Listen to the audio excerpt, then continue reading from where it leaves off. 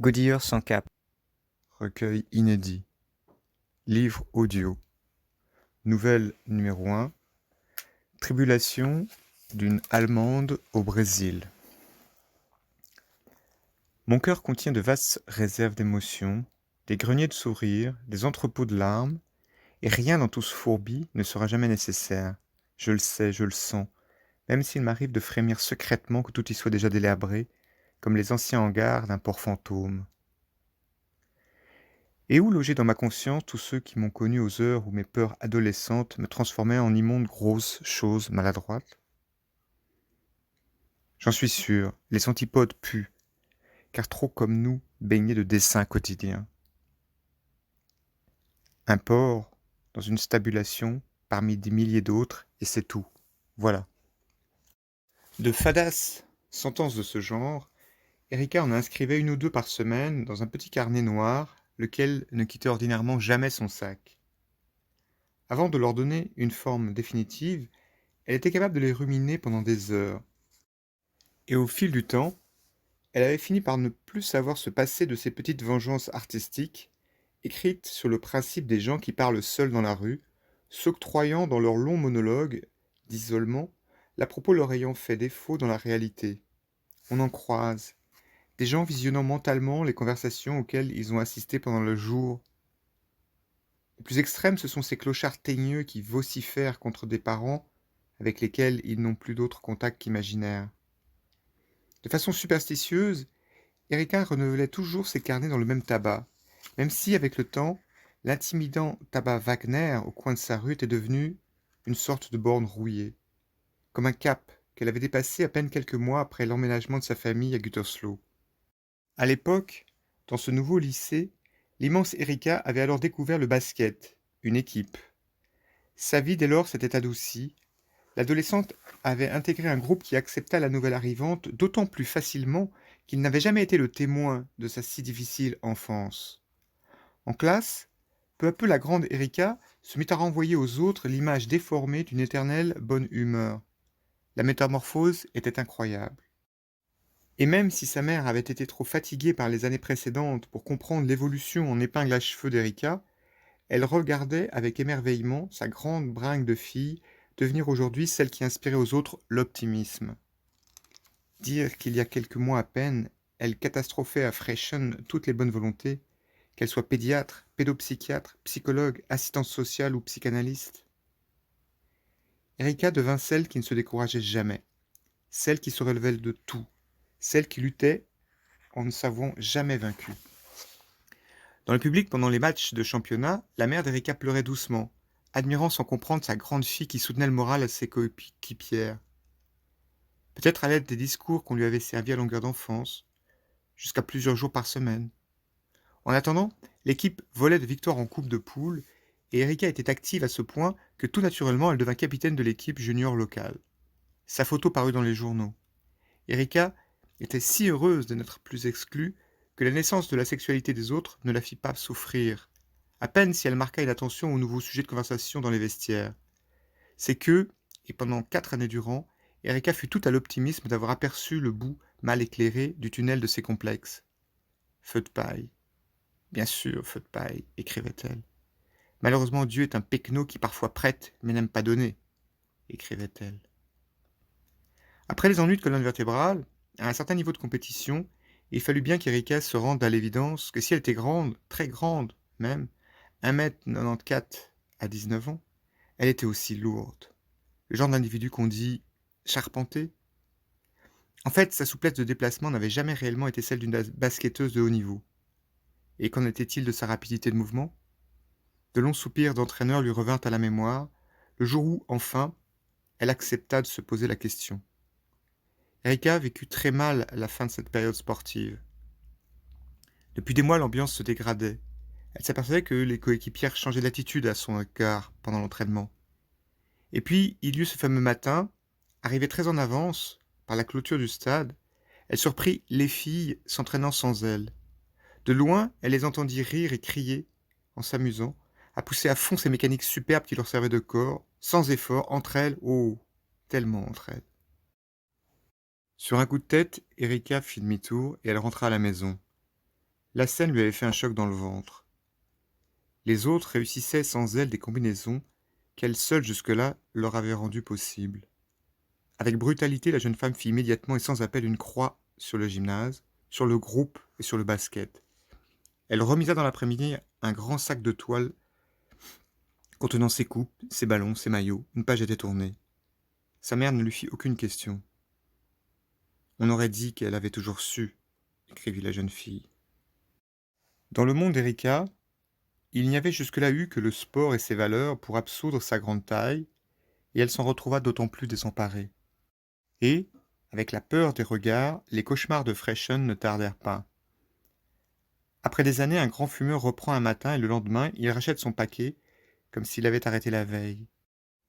Où était passé son courage, sa ténacité, sa foi dans les maximes optimistes, aussi connes que les Américains protestants qui les ont inventées?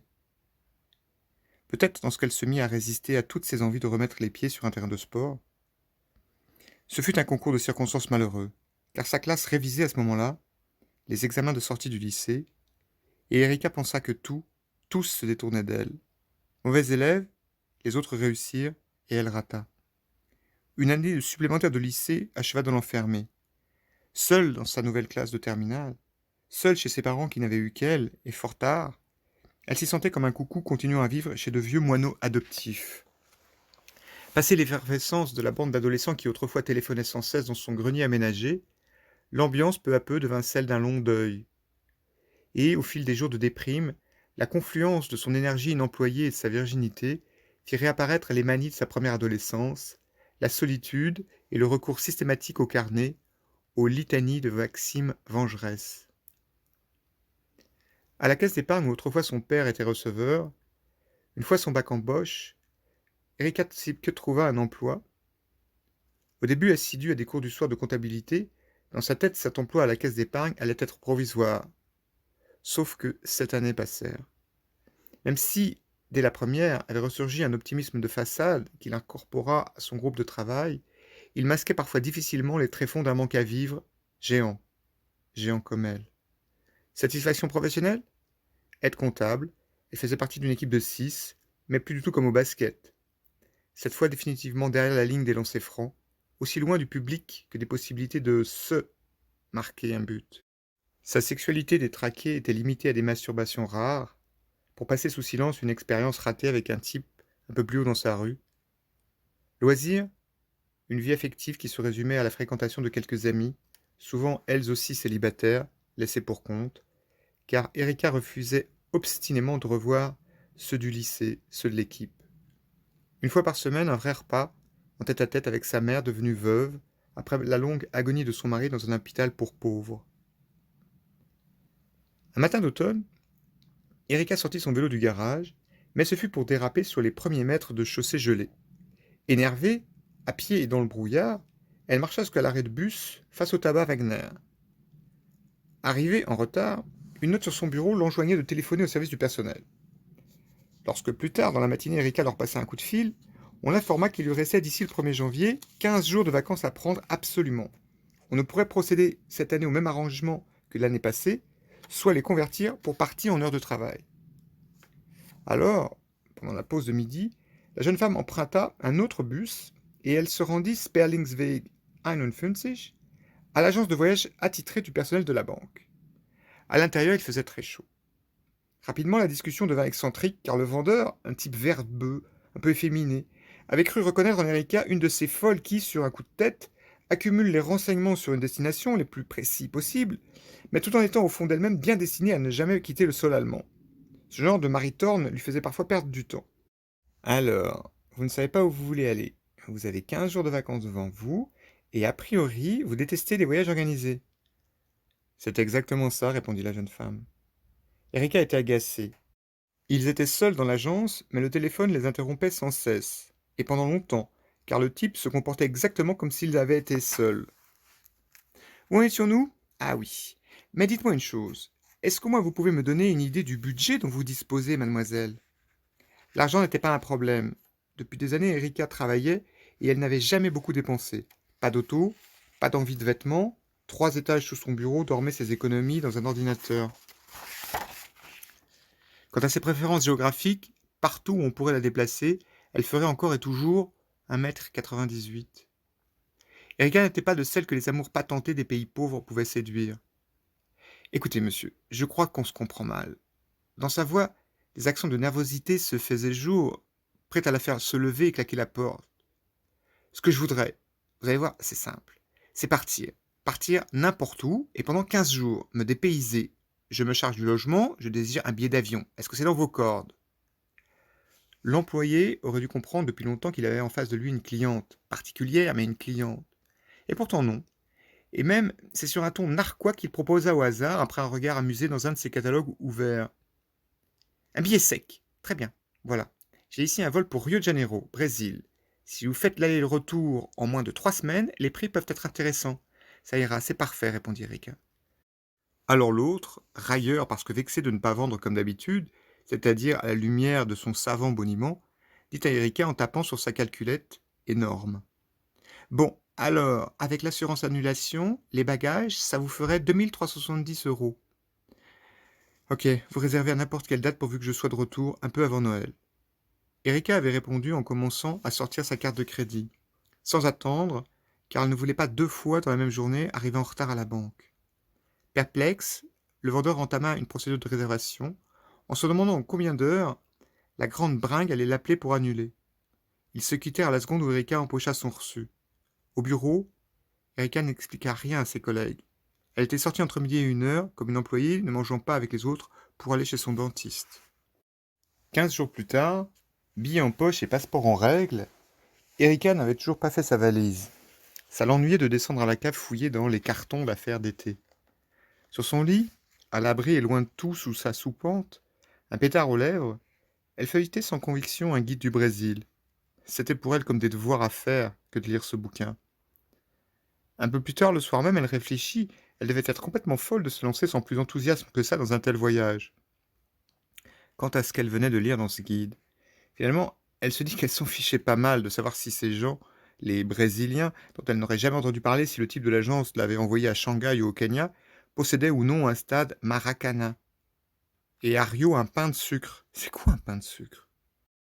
Une forme d'angoisse saisit la jeune fille au second décollage, après un transit d'1 heure à Londres. Comme l'avion revenait à l'horizontale, en écoutant parler un couple de voisins, tout d'un coup, elle se sentit dans la peau d'un imposteur. Car ces derniers jours, dans la soupente, Erika avait décidé de ne jamais rouvrir le guide, ou alors de le faire une fois assise dans l'avion. Alors, elle venait de comprendre qu'au Brésil, on ne parle pas espagnol. On ne parle pas espagnol au Brésil? Mais non, le portugais, lui précisait le guide. La jeune femme sourit tristement en se disant que c'était bien la première fois qu'elle allait jusqu'au bout d'une de ses folies, et qu'elle n'y allait pas de main morte. Il arrive qu'on se sente très seul au milieu d'une foule. Une fois atterris, autour d'Erika, les gens dans l'avion étaient attendus. D'autres gens, venus les chercher, leur faisaient des grands signes, par-delà les douaniers. Erika comprenait qu'en fait, tout le monde ici semblait concerné par ce voyage. Tout le monde, sauf elle. Elle eut envie de repartir immédiatement pour l'Allemagne. Si ce n'avait été 15 jours en perspective avec sa mère à la maison, sans hésiter, elle l'aurait fait. Elle se souvint qu'elle n'avait pas emmené de calmant parce que la douane risque de t'embêter avec ça. Sa mère avait été une fois à Majorque. Dommage, elle était très nerveuse. D'autant plus que pour échapper à un ridicule couple se bécotant sans arrêt pendant le vol, la jeune fille s'était mise à lire, et à chaque chapitre, le guide de voyage mettait ses lecteurs en garde contre la violence. La violence. Mais qu'est-ce que je suis venue foutre ici? Sans point d'interrogation, écrivit-elle. En plus de la luminosité, pour quelqu'un qui avait décollé sous une pluie glacée 15 heures auparavant, la chaleur étouffante handicapa Erika dès la descente d'avion. Ses grandes jambes étaient ankylosées. Elle s'impatienta pour rien dans la file d'un des 2 uniques guichets de la douane ouverts pour tout un 747. Elle regretta de ne pas avoir eu le courage de fouiller au-delà du premier carton d'affaires d'été. Sa salopette l'engonçait, la faisait suer. Récupérer son sac, qu'un petit douanier avait décidé de fouiller, pour le plaisir badaud d'observer de près une géante, elle sortit la dernière, ou presque, de la zone internationale. Elle dut alors se débattre avec un groupe de chauffeurs de taxi, agressifs, puisqu'ils n'avaient rien chargé sur le Londres-Rio, et ce ne fut pas simple. Ils jactaient à voix très haute, et de façon impudente, sur la fin, ils semblèrent se foutre ouvertement d'elle. Les types se croient à l'intérieur d'une stabulation porcine dans un aéroport? Peut-être à cause des poutrelles métalliques au-dessus de nos têtes, écrivit-elle. Laborieusement, Erika atteint le guichet des réservations d'hôtel. Dans son guide y figurait un établissement luxueux près de l'Avenida Atlantica. Erika imaginait que l'argent allait permettre une première acclimatation, quitte à changer d'hôtel dans quelques jours pour ménager ses finances. Ses finances. Elle se souvint du ton inquiet de sa mère qui, considérant ce voyage comme une folie, lui avait demandé combien d'argent ça allait coûter. Même si Erika avait répondu qu'une fois sur place, elle entendait dépenser tout ce qu'elle voudrait, la jeune femme se savait incapable de vivre 15 jours sans compter. Et puis la peur qu'on abuse d'elle, comme on abuse des touristes allemands dans le monde entier. Introduction du fameux guide. 1 heure plus tard, le taxi multiplia par 3 le prix affiché de la course jusqu'au Méridien. Puis, à cause de la circulation, il s'arrêta à 50 mètres de la porte de l'hôtel. Erika se débattit, elle discuta, elle éleva le ton, mais en vain. Car quand le taxi redémarra, au bord des larmes, elle s'en voulait horriblement. D'abord, elle s'était ridiculisée à cause de son mauvais anglais, plus mauvais que celui du taxi. Ensuite, elle s'était vue céder et elle avait payé. Dans le hall de l'hôtel, un employé parlant allemand confirma que c'était pourtant la procédure normale, mais qu'en payant elle-même et en US dollars, son comportement avait été mal avisé. Le paysan se demande si la vache à viande ne pourrait pas commencer par aussi donner du lait, écrivit-elle. Comme le réceptionniste, un jeune homme, presque encore un adolescent, était trop visiblement mal à l'aise face à une géante devenue franchement nerveuse, toute rouge et débarquant sur un gros scout dans une tenue négligée, Erika remit à plus tard la poursuite de cette discussion. Comme le portier venait demander quelque chose à l'accueil, le jeune concierge l'engueula d'avoir laissé un taxi débarquer une cliente à 50 mètres du hall d'entrée. Ensuite, il commença à changer les travelers de la jeune femme, mais avec un ton aussi éhonté que la prétendue combine du taxi. Erika ne dit rien, elle ne secoua même pas la tête. Elle se contenta de sourire bêtement, les larmes aux yeux contre elle-même. Erika se dirigea ensuite vers l'ascenseur en suivant un vieux type en uniforme qui tenait ses bagages. Quel billet devait-elle lui donner? Dans le guide, elle avait lu un paragraphe sur les pourboires, mais elle l'avait oublié. Erika se maudit, elle et le type de l'agence de voyage. Elle regrettait amèrement d'avoir traîné son immense carcasse sous des tropiques qui immédiatement faisaient l'effet d'être aussi compliqués. Pourtant plus tard, une fois douchée, rafraîchie, elle devint plus confiante en elle-même, en l'avenir, et elle se laissa même aller à une sieste. Lorsqu'elle rouvrit les yeux, sa montre indiquait 22 heures. 22 heures locales. Erika s'étira dans l'immense lit confortable, à sa mesure, et elle se rendit à l'évidence que les choses n'allaient finalement pas si mal que ça. Elle nota en souriant une phrase dans son carnet noir, au sujet d'une salle de cinéma où l'on s'est assis par erreur, puis elle s'habilla et quitta la chambre. Elle n'avait sur elle que le strict minimum et un peu d'argent, comme le guide disait qu'il était sage de le faire. À la réception, l'employé Man spricht Deutsch n'était plus là, et elle semblait avoir reçu des consignes la concernant. Car comme Erika allait passer la porte, l'hôtesse, jeune elle aussi, courut derrière elle pour lui parler en anglais. Erika ne comprit qu'à demi-mot. Rester vigilante, faire attention, prendre uniquement les taxis spéciaux. Les taxis brésiliens, elle ne les aimait pas beaucoup. Et son guide signalait à quelques rues de l'hôtel un rodizio, une sorte de grill argentin. Erika était décidée à s'y rendre à pied. À table, très vite son repas fut gâché par l'anxiété d'une mauvaise surprise au moment de l'addition. D'abord, est-ce qu'elle avait bien trié les piles de billets qu'elle avait dans 2 poches différentes? Surtout, ne jamais montrer en public qu'on a de l'argent sur soi, était-il écrit dans le guide. Quant au prix de son repas, la nourriture était-elle vraiment à volonté? Chaque fois qu'il passait devant sa table, les garçons lui servaient à nouveau de la nourriture, lui recoupant de la viande avec force explication imagée sur la partie du bœuf concernée. Et les autres tables à chaque fois regardaient dans sa direction. Il s'agissait de morceaux différents et les serveurs mimaient à Erika qu'elle devait tout goûter. Elle n'ignorait pas qu'ils allaient le lendemain raconter comment la veille au soir, une ogresse s'était tapé un bœuf entier, mais elle avait du mal à refuser. Est-ce qu'en plus on était en train de la ruiner? Mais non, puisque le balai des garçons semblait satisfaire les autres clients. Alors, peu à peu, elle se résigna. En apéritif, la réputée traite caipirien l'avait tentée. Sa tête tournait un peu. Alors la jeune femme finit par dire qu'il fallait mieux se laisser aller. Et elle se convint qu'elle était en train de fêter son arrivée à Rio de Janeiro. Une bonne heure plus tard, levée de table, la jeune femme décida de se promener pour s'aérer. 2 bouteilles de bière, à volonté comme les viandes, bues pour supporter la chaleur humide de la terrasse, avaient fini par provoquer en elle une légère ivresse. Elle sortit du rodizio et se mit à marcher d'un pas de promeneur tranquille. Ces libations l'avaient ragaillardi. La fraîcheur de la température nocturne était plus agréable qu'à son arrivée. Un vent frais venu de la mer balayait doucement les rues. Erika se sentait bien.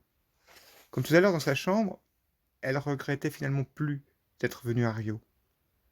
Entrée tardivement au restaurant et enthousiasmée par cette grande ville, à des milliers de kilomètres des pluvieuses soirées de la petite Gütersloh, Erika marchait après minuit dans une rue parallèle à l'avenida Atlantica. Elle marchait à long moment sans se demander où elle allait, pensant à une phrase pour ses carnets. Mais en continuant un bon moment à se promener sans inquiétude, Erika finit par s'égarer. Remontant Nossa Senhora de Copacabana en sens inverse, elle s'éloignait, contrairement à ce qu'elle pensait, de son hôtel. Naïvement, elle se mit à marcher en cherchant un plan de ville. Et puis, en accélérant légèrement le pas, elle se dit, encore sans alarme, que si elle n'en trouvait pas un rapidement, il faudrait prendre une décision. Ou se débrouiller toute seule pour retrouver le chemin avec de la chance, ou héler un taxi. C'est-à-dire, encore une fois, se heurter à ses problèmes de langue. 2 fois, elle fit demi-tour, essayant de retrouver la direction de la mer.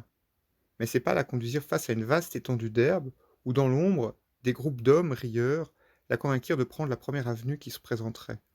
Elle remonta plusieurs allées tranquilles dans lesquelles les gens dans les appartements semblaient tous se mettre à dormir. Il y avait de moins en moins de lumière aux fenêtres. Et puis elle déboucha sur une grande avenue aux noms compliqués qu'elle remonta avec de moins en moins d'espoir. Un peu plus tard, Erika céda à un début de panique lorsque 2 types en voiture freinèrent brusquement en arrivant à son niveau. Elle était alors occupée à essayer, avec le peu de monnaie du restaurant, de téléphoner dans une cabine au fonctionnement de laquelle elle ne comprit pas grand-chose. D'un pas décidé vers n'importe où, elle se remit en marche, et puis comme la voiture la suivait, elle changea de trottoir. La chance allait tourner, c'était pas possible autrement.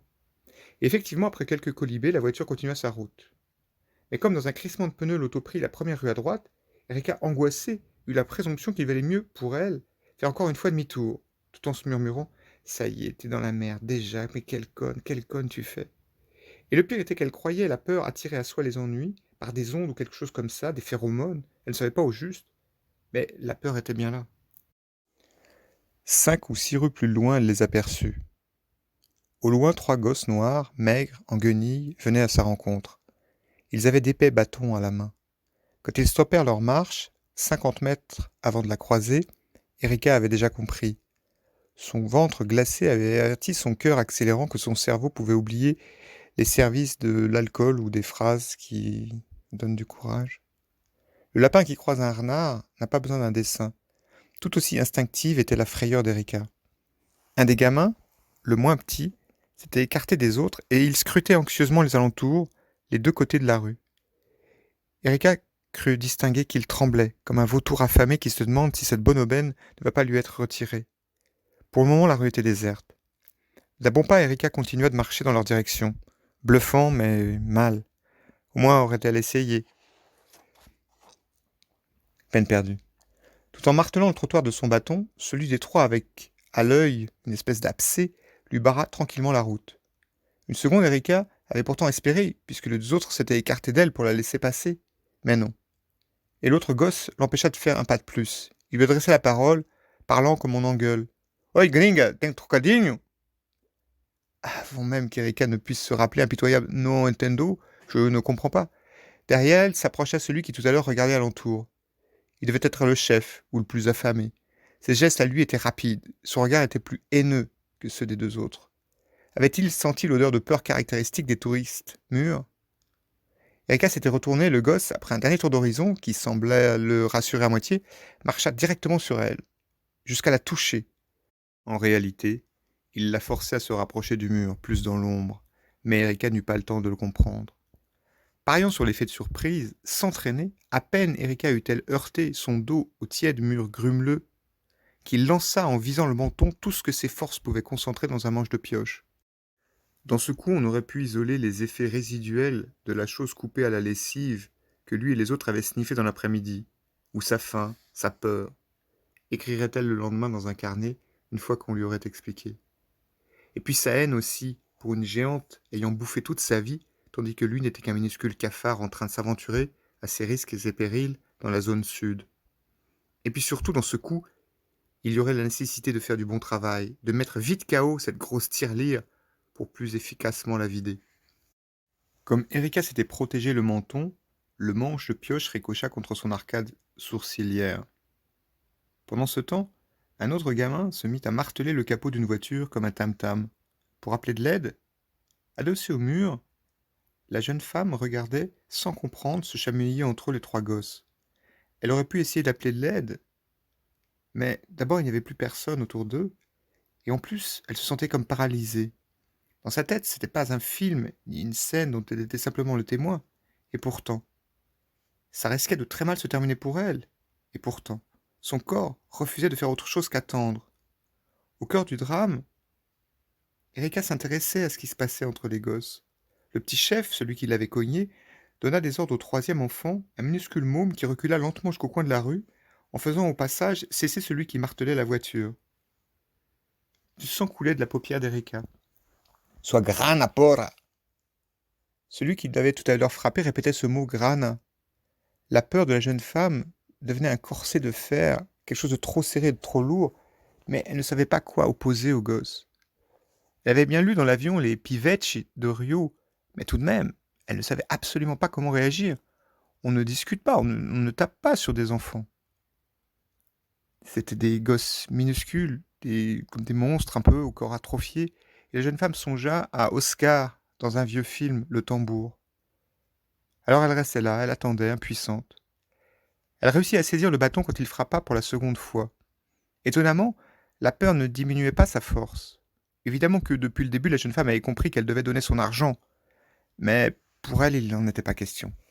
Une logique étrange et entêtée murmurait à son inconscient buté qu'elle aussi, elle en avait bavé. Par conséquent, il y avait trop d'injustice à être regardée par ces trois gosses, par ces trois malheureux, comme quelqu'un de l'autre camp. Muette, en défense, comme on dit au basket, pendant que les secondes défilaient à un rythme de sénateur, que les mômes éructaient leur énervement dans des cris de plus en plus inquiétants, Erika patientait en pissant le sang. Elle se frotta l'œil d'un revers de bras pour ne pas être complètement aveuglée. Elle se dit que, contrairement à Frechen, au beau milieu de toute cette merde, elle était bel et bien en train de vivre quelque chose, finalement. Quand elle revit de l'œil droit, le petit monstre criait la même phrase de plus en plus fort. Ses borborithmes étaient furieux. Toujours dans cette langue incompréhensible. Elle songea que finalement c'était marrant, à part la douleur. Sa tête qui tournait et une sorte de brûlure dans une zone autour de son œil. Allait-elle s'évanouir ? Bientôt l'autre gamin, celui qui tout à l'heure rythmait le présent en tapant sur un capot de voiture, se jeta sur elle pour faire acte de bravoure devant son chef. Alors sans réfléchir, mécaniquement, la jeune femme leva la jambe et d'un violent coup de pied, elle frappa la tête de l'enfant qui, déséquilibré, alla se cogner contre un arbre. Le temps ensuite parut s'immobiliser. Quelques secondes passèrent sans doute, et puis un flash, plus douloureux que les autres, la fit revenir de façon presque réaliste au cœur du cauchemar. Il y avait maintenant devant elle un môme qui gisait par terre, et un autre qui hurlait toujours. Sauf que maintenant, ayant laissé tomber son bâton, il brandissait une minuscule lame dont le tranchant courbé brillait. Moins que la rage dans ses yeux, écrivit-elle le lendemain, avant de barrer d'un geste rageur sa phrase, se trouvant pathétique. Le corps d'Erika choisit ce moment pour lui faire ressentir une étrange impression. C'était très semblable à cette douceur chaude que l'on expérimente enfant lorsqu'on urine au lit. Cette douceur envahissait sa tête et remplaçait le courant glacé qui auparavant avait inondé son ventre. C'était une sensation douce et troublante. Et Erika se souvint de son prof de latin à Frechen, qui parlait souvent d'un sage romain inondant un bain chaud du sang qui sortait mal de ses veines. C'était de la chaleur, mais colorée. Erika voyait la rue défiler à travers un filtre rouge orangé, et le deuxième acte, la partie couteau, pouvait commencer. C'était presque comme si Erika s'en foutait. Avec peu de conviction, en se faisant violence pour lutter contre cet étrange bien-être qui l'éloignait de la réalité, de la terreur douloureuse qu'elle aurait dû ressentir, et qu'elle imaginait en même temps être la survie, la jeune femme concentra son attention sur le petit reflet courbe dans la main de son minuscule ami, ennemi. Elle ne le quitte pas de son œil valide. Le temps continuait à défiler autrement. Erika eut même celui d'entendre une petite voix logique qui lui raillait bêtement au fond de la tête Bah, tu vois, t'as de la chance. S'il avait vu un revolver, t'aurais pas eu le temps de voir arriver la balle. Le petit couteau se rapprocha d'Erika et, tout en anticipant son mouvement, la jeune femme eut mal au ventre, à l'endroit précis où il allait s'abattre.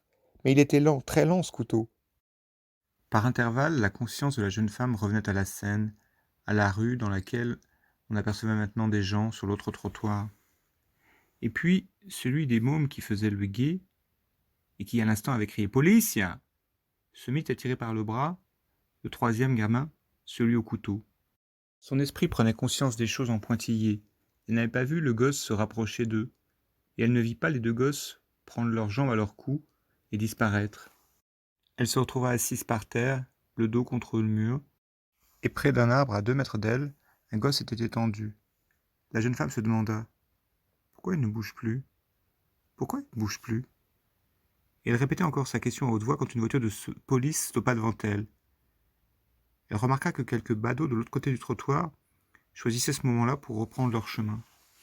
Tétanisée, la géante ne se tut que lorsqu'un policier lui écrasa la joue avec le canon frais d'une arme. « Vous croyant droguée, madame, » expliquera la consul d'Allemagne. Plus tard dans la voiture, qui fonçait vers le poste, des menottes immobilisaient les poignets de la jeune Allemande, assise derrière une grille qui la séparait de l'avant du véhicule. Ça sentait le vomi. Affalé à côté d'elle, comme un sac, il y avait le môme dont elle ne pouvait détacher son regard. Un peu de sang coulait par une de ses oreilles.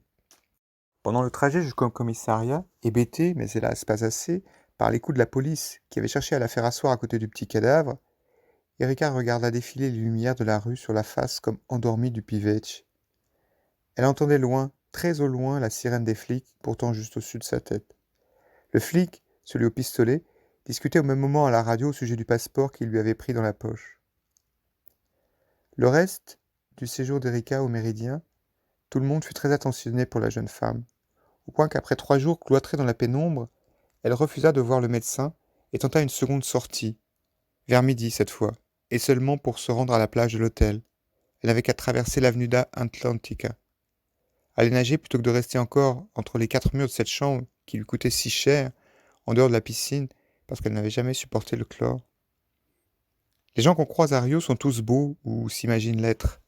À peine Erika fut-elle arrivée que 3 femmes sur la plage commencèrent à rire, de plus en plus, à gorge déployée presque. Enfin, il lui sembla que c'était comme ça. Erika immédiatement avait su qu'elle était l'objet de ces rires. Alors elle se tourna dans leur direction.